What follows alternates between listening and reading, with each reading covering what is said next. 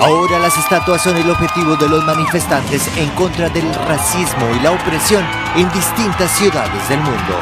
Desde Winston Churchill hasta Cristóbal Colón, estas son algunas estatuas vandalizadas o tiradas al piso. En Reino Unido, en la ciudad de Bristol, cientos de manifestantes derribaron la estatua del traficante de esclavos Edward Colston y después la lanzaron al río Avon. Esto como parte de las protestas en contra de la violencia racial en el mundo que iniciaron luego del homicidio de George Floyd en Estados Unidos. ¿Qué tal, amigos de Infocracia? ¿Ustedes se creen más sabios que sus abuelos? ¿O creen que son más sabios que los abuelos de sus abuelos? Si creen que necesariamente es así, son víctimas o son un ejemplo claro del cronometrismo o el presentismo. Hoy les vamos a hablar de un artículo que nos encontramos y que nos parece muy relevante, dadas las circunstancias, dada la violencia desenfrenada e irracional, el salvajismo y la barbarie que se ha manifestado en los jóvenes o en las personas que están perpetrando violencia contra las efigies o las estatuas de algunas figuras históricas. Ustedes saben que, la idea de este canal, como les había platicado, es hablar con toda la desvergüenza moral, sin ningún derrotero ético y sin tener como fin la objetividad. Solo les queremos platicar de los artículos que nos vamos encontrando y que creemos que son relevantes a lo que está sucediendo en el presente, sin comprometernos en explicarles qué es lo que está pasando en el presente. Entonces, como que tiramos la piedra y escondemos la mano. A ver, ¿qué es el presentismo? Bueno, este artículo que les presento formula una pregunta muy interesante.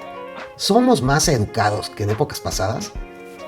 Si tú crees que es así, deberías ser más escéptico, porque asumirlo implica una perspectiva ingenua sobre la historia humana, sobre lo que es la historia humana. Una donde parece que la historia es un camino prístino y sin recovecos hacia la racionalidad y el bien común. Y esta perspectiva, tienes que saberlo, desde hace mucho está derruida.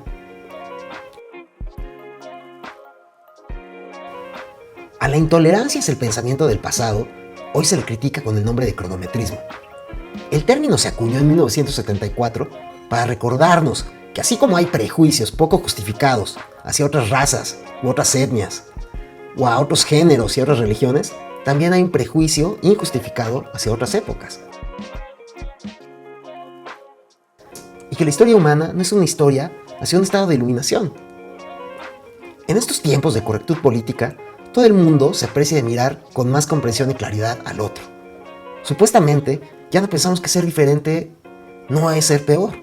Pero curiosamente, cuando hablamos del pasado, no pensamos bajo el mismo supuesto. Tendemos a juzgar, o ya se ha juzgado a pensadores como Kant de racista, o la gente se escandaliza frente a las aseveraciones de T.S. Eliot. Nos parecen aborrecibles y pensamos que nosotros somos más morales, que tenemos una mayor estatura moral, y que estamos más sintonizados con las complejidades de la naturaleza humana que ellos. Pero esta manera de ver las cosas tampoco está justificada.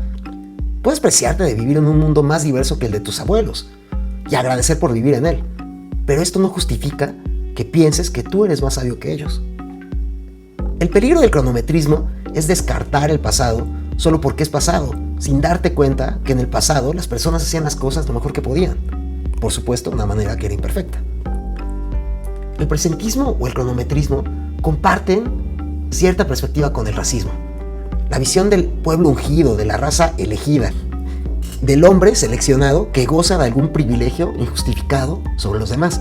Nada más que en este caso, en el caso del presentismo o cronometrismo, es el tiempo. La creencia que nuestro tiempo, por una razón casi metafísica, es mejor que los demás. Y que por lo tanto podemos juzgar el pasado con los conceptos que tenemos en el presente.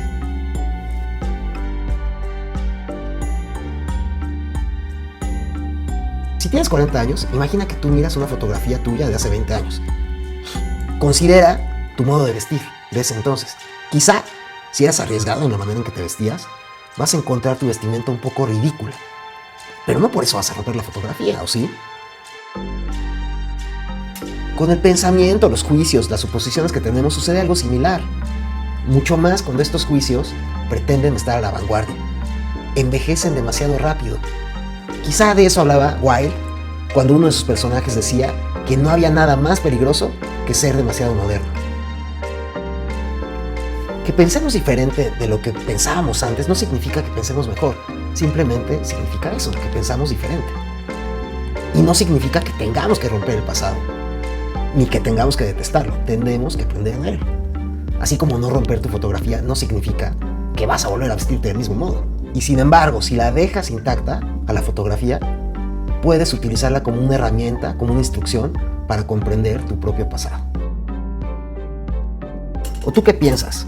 Por favor, déjanos tu comentario y pues nosotros nos vamos a seguir divirtiendo haciendo estas cápsulas.